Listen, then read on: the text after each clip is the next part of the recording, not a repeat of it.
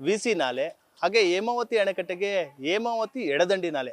ಈ ಎರಡೂ ನಾಲೆಗಳು ರೈತರ ಬದುಕನ್ನು ಹಸನಾಗಿಸ್ಬೇಕಾಗಿತ್ತು. ಒಂದು ಕಡೆ ವಿಸಿ ನಾಲೆಯಿಂದ ಈಗಾಗಲೇ ನಾಲೆಗಳಿಗೆ ನೀರನ್ನು ಹರಿಸಲಾಗಿದೆ. ಆದರೆ ಇದುವರೆಗೂ ಕೂಡ ಹೇಮಾವತಿ ಎಡದಂಡೆ ನಾಲೆಗೆ ನೀರನ್ನು ಹರಿಸಿಲ್ಲ. ಇದು ಮಂಡ್ಯ ಜಿಲ್ಲೆಯ KR ಪೇಟೆ, ನಾಗಮಂಗಲ, ಪಾಂಡುಪುರ ತಾಲೂಕಿನ ರೈತರ ಆಕ್ರೋಶಕ್ಕೆ ಕಾರಣ ಆಗಿದೆ. ನಮ್ಮ ಜೊತೆ ರೈತರಿದ್ದಾರೆ, ನೇರವಾಗಿ ಅವ್ರನ್ನೇ ಮಾತನಾಡಿಸ್ತೀನಿ.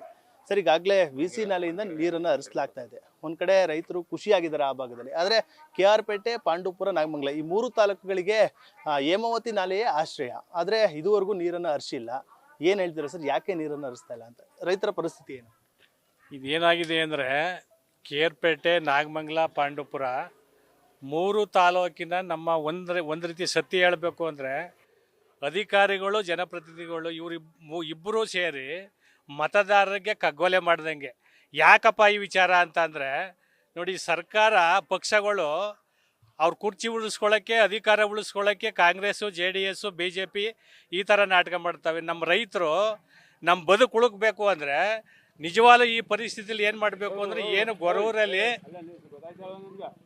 ಗೊರೂರಲ್ಲಿ ಸಾಕಷ್ಟು ನೀರಿದೆ.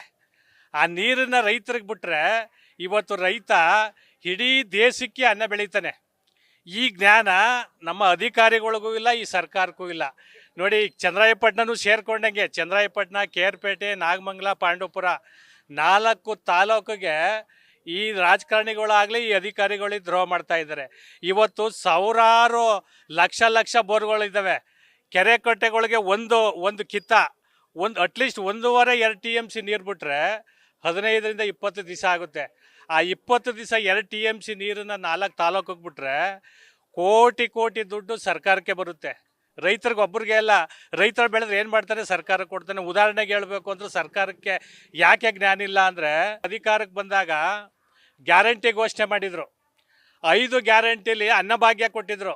ಅನ್ನಭಾಗ್ಯ ರೈತರು ಕೊಡ್ಬೇಕಾದ್ರೆ ಇಡೀ ಎಲ್ಲ ರಾಜ್ಯ ಕರ್ನಾಟಕದಲ್ಲಿ ಎಲ್ಲೋ ಅಕ್ಕಿ ಸಿಗ್ತಾನೆಯ ಚೆಕ್ಕು ಚೀಲ ಹಿಡ್ಕೊಂಡು ಎಲ್ಲ ರಾಜ್ಯಕ್ಕೂ ಹೋದ್ರು. ಆ ಸಂದರ್ಭದಲ್ಲಿ ಸರ್ಕಾರಕ್ಕೆ ಅಕ್ಕಿ ಸಿಕ್ಕಲಿಲ್ಲ.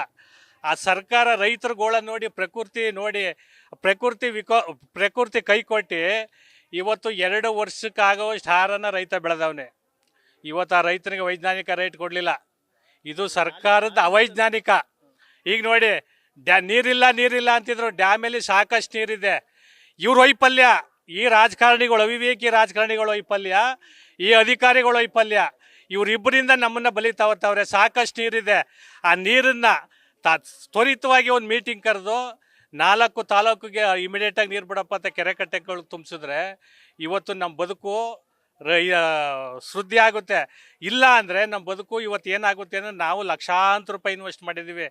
ಬೆಳೆ, ಬೋರ್ವೆಲ್ಲು ಅಥವಾ ವಿದ್ಯುತ್ ಶಕ್ತಿ ಇವೆಲ್ಲಕ್ಕೂ ನಾವು ಇನ್ವೆಸ್ಟ್ ಮಾಡ್ಕೊಂಡು ಇವತ್ತು ಕೂತಿದ್ದೀವಿ.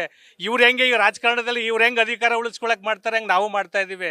ಮೊದಲು ನಮಗೆ ನೀರು ಕೊಟ್ಟರೆ ಸರಿ, ನೀರು ಕೊಡಲಿಲ್ಲ ಅಂದರೆ ಮುಂದಿನ ದಿನದಲ್ಲಿ ಈ ಹೋರಾಟನ ರಸ್ತೆಗೆ ಇಳಿದು ಇವ್ರ ವಿರುದ್ಧ ಹೋರಾಟ ಮಾಡಬೇಕಾಯ್ತದೆ. ಇಷ್ಟು ಹೇಳಿ ನಾನು ಮಾತು ಮುಗಿಸ್ತೀನಿ. ನೀವೇನು ಹೇಳ್ತೀರಾ ಸರ್? ಇಷ್ಟೊತ್ತಿಗೆ ಆಗಲೇ ಎಲ್ಲ ರೀತಿಯ ಬೆಳೆ ಬೆಳೆಯೋದಕ್ಕೆ ಎಲ್ಲ ರೆಡಿ ಮಾಡ್ಕೊಳ್ಬೇಕಾಗಿತ್ತು. ನಾಟಿಗೆ ಎಲ್ಲ ರೀತಿಯ ಕಾರ್ಯವನ್ನು ಎಲ್ಲ ಯೋಜನೆ ಮಾಡ್ಕೋಬೇಕಾಗಿತ್ತು. ಆದರೆ ಅದು ಯಾವೂ ಕೂಡ ಆಗ್ತಾ ಇಲ್ಲ, ಯಾಕೆಂದರೆ ನೀರು ಬಿಟ್ಟಿಲ್ಲ ನಾಲೆಗಳಿಗೆ. ಏನು ಹೇಳ್ತೀರಾ ಸರ್? ಲಕ್ಷಾಂತರ ಹೆಕ್ಟೇರ್ ಈ ಪ್ರದೇಶಗಳಲ್ಲೂ ಕೂಡ ಇರುವಂಥದ್ದು ಈ ಒಂದು ನಾಲೆನ. ನಮ್ಮ ರೈತರು ಮತ್ತು ಸಾರ್ವಜನಿಕರು ಎಲ್ಲಿವರೆಗೆ ರಾಜಕಾರಣಿಗಳ ಸವಾಸ ಬುಡಗಂಟ್ಲೂ ನಾನು ಆ ಪಕ್ಷ, ನಾನು ಈ ಪಕ್ಷ ಅಂತ 3 ರಾಜಕೀಯ ಪಕ್ಷಕ್ಕೆ ಅಂಟ್ಕೊಂಡು ಕೂತ್ಕೊಳ್ತೀನಿ. ನನ್ನ ಹಕ್ಕಿಗೆ ನಾನು ಹೋರಾಟ ಮಾಡ್ತೀನಿ. ನನಗೆ ಅನ್ಯಾಯ ಆಯ್ತಾ ಅದೇ ನಾನು ಬೀದಿಗೆ ಇಳಿತೀನಿ. ನಾನು ನೇರವಾಗಿ ನನ್ನ ಹಕ್ಕ ನಾನು ಪಡ್ಕೋತೀನಿ ಅಂತ ನಮ್ಮ ರೈತರು ರೊಚ್ಗೆದ್ದು ಬೀದಿಗೆ ನಿಂತ್ಕೊಳ್ಳೋವರೆಗೂ ಈ ರಾಜಕಾರಣಿಗಳು ಹತೋಟಿಗೆ ತರೋಕ್ಕಾಗಿಲ್ಲ. ಅಂತೆ ಕೆಲಸ ಮಾಡೋರು ಮಾತ್ರ ಮುಂದೆ ನಮ್ಮ ರೈತರುಗಳು ನನ್ನ ಹಕ್ಕು ಉಳಿಸ್ಕೋಬೇಕು, ನಾವೆಲ್ಲ ರೈತರು ಕುಲ ಒಂದಾಗಬೇಕು, ರಾಜಕಾರಣಿಗಳ ಬಡಿಬೇಕು, ನಾವು ಅದ ಬಡ್ದು ನಮ್ಮ ಹಕ್ಕ ನಾವು ಪಡ್ಕೋತೀವಿ ಅಂತ ನಮ್ಮ ರೈತರಿಗೆ ಆಕ್ರೋಶ ಎಲ್ಲಿವರೆಗೂ ಬರೋಲ್ವೋ ಅಲ್ಲಿವರೆಗೆ ಈ ದೇಶ ಉದ್ಧಾರ ಆಗಲ್ಲ, ರೈತರು ಉದ್ಧಾರ ಆಗಲ್ಲ. ಯಾವುದೇ ರಾಜಕಾರಣಿಗಳು ನಮ್ಮ ಮಂಗೂರಿಗಳು ಮಾಡಿಕೊಂಡು ಚುನಾವಣೆ ಟೈಮ್ನಲ್ಲಿ 1 ಕ್ವಾರ್ಟರ್ ಎಂಡ 100 ರೂಪಾಯಿ 500 ರೂಪಾಯಿ ದುಡ್ಡು ಕೊಟ್ಟು ನಮ್ಮನ್ನು ಮಂಗೂರಿಯಾಗಿ ಕೆಡಕ್ತಾವ್ರೆ. ಇದು ನಿಲ್ಲೋವರೆಗೂ, ನಮ್ಮ ಜನ ಬುದ್ಧಿ ಕಲ್ತ್ಕೊಳ್ಳೋವರೆಗೂ ನಮ್ಮ ಹಕ್ಕ ನಾವು ಪಡ್ಕೊಳಕ್ಕಾಗಲ್ಲ. ಇದು ಸತಾಸಿದ್ದ. ನಮ್ಮ ರೈತರುಗಳು ಬುದ್ಧಿ ಕಲಿಬೇಕು. ನೀವೇನು ಹೇಳ್ತೀರಾ ಸರ್? ನಾಲೆಗಿನ್ನೂ ನೀರು ಹರಿಸಿಲ್ಲ. ಈ ಭಾಗದಲ್ಲಿ ರೈತರ ಪರಿಸ್ಥಿತಿ ಯಾವ ರೀತಿ ಇದೆ ಅಂತ? ಯಾಕೆಂದರೆ ಸಾಲ ಸೋಲ ಮಾಡಿ ಬೆಳೆಯನ್ನು ಬೆಳೀತಾರೆ. ಅವ್ರು ನೀರೇ ಕೊಡಲಿಲ್ಲ ಅಂತಂದರೆ ಇನ್ನೂ ಮತ್ತಷ್ಟು ಸಾಲ ಮಾಡ್ತಾರೆ. ಆತ್ಮಹತ್ಯೆಯಂತಹ ಕೆಲಸಕ್ಕೂ ಕೂಡ ಕೈ ಹಾಕ್ತಾ ಇದ್ದಾರೆ. ಏನು ಹೇಳ್ತಾರೆ? ಯಾವ ರೀತಿ ಇದೆ ಪರಿಸ್ಥಿತಿ ಒಂದು ರೀತಿ ರೈತರದ್ದು ಈ ಭಾಗ, KR ಪೇಟೆ ಮತ್ತು ನಾಗಮಂಗಲ, ಪಾಂಡುಪುರ ಭಾಗ?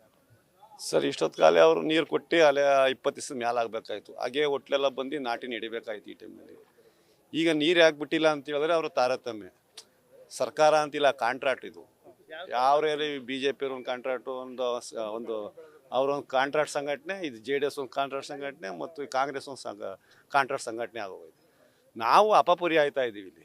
ಅಂದ್ರೆ ತಾರತಮ್ಯ ಅಂತಂದ್ರೆ ಈ ಭಾಗ ಅಂದ್ರೆ ಕೇರ್ಪೇಟೆ ನಾಮಂಗಲ ಬಗ್ಗೆ ರೈತರು ಕಡೆಗಣನೆ ಮಾಡ್ತಾ ಇದಾರೆ ಅಂತ. ಇವತ್ತಿಂದ ಅಲ್ಲ, ಸುಮಾರು ಕಳೆದ ವರ್ಷಗಳಿಂದ ಈ ತಾಲೂಕುಗಳಿಗೆ 3-4 ತಾಲೂಕುಗಳಿಗೆ ನೀರು ಬಿಡ್ತಾನೆ ಇಲ್ಲ.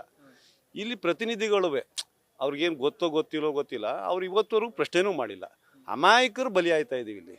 ಆದರೆ ಸರ್ಕಾರ ಎಚ್ಚೆತ್ಕೊಳ್ಳಿಲ್ಲ ಅಂದರೆ ಬೀದಿಗಿಳಿಬೇಕಾಯ್ತದೆ. ಬೀದಿಗಳ ಪರಿಸ್ಥಿತಿ ಬಂದಿದ್ದೀವಿ. ರೈತರ ಪರಿಸ್ಥಿತಿ ಏನಾಗ್ಬೋದು ಅಂತ ಮುಂದೆ ಸಂಪೂರ್ಣ ಹಾಳಾಗೋಗೋರು. ಯಾಕೆಂದರೆ ಕೊರೋನಾ ಆದ ಸಂದರ್ಭದಲ್ಲಿ ಇವತ್ತುವರೆಗೂ ಚಿರಿಸ್ಕೊಳ್ಳೋಕ್ಕಾಗಿಲ್ಲ ಯಾರು ರೈತರುಗಳು. ಮತ್ತು ಹೋದ ಸರಿ ಬರಗಾಲ ಹೊಡೀತು. ಇನ್ನೂ 1 ವರ್ಷ ಆದ್ರೂ ನಾವು ಸುಧಾರಿಸ್ಕೊಳ್ಳೋಕ್ಕಾಗಲ್ಲ. ಈಗೇನೋ ಬೆಳೆ ಬೆಳ್ಕತ್ತಿದ್ದೋ 6 ಕಾಸ್ಕೊ 3 ಕಾಸ್ಕೊ ಮಾರ್ಕತ್ತಿದ್ದೋ, ಮತ್ತು ನಮ್ಮದು ಸರ್ಕಾರದ ಹಿಡಿದು ಹಿಡಿತಿತ್ತು. ಈಗ ಏನಾಗದೆ ಅಂದರೆ ಇವರ ದುರ್ಬಲತೆಗೆ ನಾವು ಬಲಿ ಆಯ್ತಾ ಇದ್ದೀವಿ. ಇದು ಆಗಬಾರ್ದು ಅಂತ ಹೇಳಿದ್ರೆ ಜನ ಎತ್ಕೊಳ್ಬೇಕು. ಸರಣಿ ಈಗ ನಡೀತಾ ಇದೀವಿ. ಇಲ್ಲಿ ನೋಡಿ, ಈಗ ಫೈನಾನ್ಸಲ್ಲಿ ಸಾಲ ತಗೊಂಡು ಅಂತೇಳಿ ವಿಧಿ ಇಲ್ಲ. ಈ ಬ್ಯಾಂಕ್ಗಳು ಸಾಲ ಕೊಡಲ್ಲ, ಫೈನಾನ್ಸ್ ಹೋಯ್ತಾವ್ರೆ, ದಿನನಿತ್ಯ ಕೊಟ್ಟು ಬಿಡ್ತಾರೆ ಅಂತವ. ಆದ್ರೆ ರೈತರೇ ಬಲಿ ಆಯ್ತಾರೆ. ಇನ್ನೇ ರಾಜಕಾರಣಿ ಒಬ್ಬ IAS ಅಧಿಕಾರಿ ಯಾರಿಗೂ ಬಲಿ ಆಯ್ತಾ ಇಲ್ಲ, ರೈತರೇ ಬಲಿ ಆಯ್ತಾರದು. ಇದಕ್ಕೆ ಕಾರಣ ಸರ್ಕಾರವೇ ಆಯ್ತು. ಇದಿಷ್ಟು ರೈತರ ಆಕ್ರೋಶ ಆಗಿರುವಂಥದ್ದು. ಅಂದರೆ ನಾಲೆಗಳಿಗೆ ನೀರನ್ನು ಹರಿಸಿಲ್ಲ. ಆ ನಿಟ್ಟಿನಲ್ಲಿ ಏನು ಈಗಾಗಲೇ ಸಿದ್ಧತೆಯನ್ನು ಬೆಳೆಯನ್ನು ಬೆಳೆಯೋದಕ್ಕೆ ಮಾಡ್ಕೊಳ್ಬೇಕಾಗಿತ್ತು, ಆ ಕೆಲಸವೂ ಕೂಡ ಆಗ್ತಾ ಇಲ್ಲ. ರೈತರ ಸ್ಥಿತಿ ಒಂದು ರೀತಿ ಆತ್ಮಹತ್ಯೆ ಮಾಡಿಕೊಳ್ಳುವಂತಹ ಪರಿಸ್ಥಿತಿ ಇದೀಗ ನಿರ್ಮಾಣ ಆಗಿದೆ. ಒಂದು ಆರೋಪವನ್ನು, ಆಕ್ರೋಶದ ನುಡಿಗಳನ್ನು ರೈತರು ಹೇಳ್ತಾ ಇರುವಂಥದ್ದು. ಕ್ಯಾಮ್ರಾ ಪರ್ಸನ್ ಅರ್ಚಿ ಜೊತೆ ನಂದೀಶ್, ನ್ಯೂಸ್ ಫಸ್ಟ್, KR ಪೇಟೆ. ನ್ಯೂಸ್ ಫಸ್ಟ್ ನಿರ್ಭೀತಿಯಿಂದ ನಿಮ್ಮ ಪರವಾಗಿ.